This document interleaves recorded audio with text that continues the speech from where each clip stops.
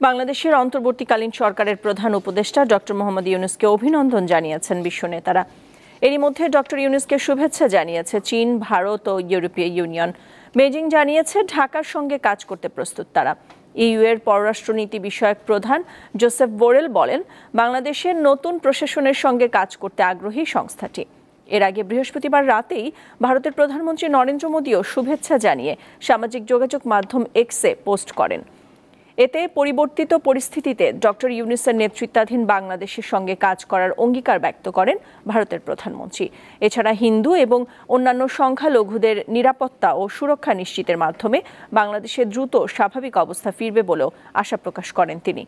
আরও জানান, শান্তি, নিরাপত্তা ও উন্নয়নের অভিন্ন লক্ষ্য অর্জন এবং দুই দেশের জনগণের আকাঙ্ক্ষার বাস্তবায়নে বাংলাদেশের সঙ্গে কাজ করতে ভারত অঙ্গীকারাবদ্ধ।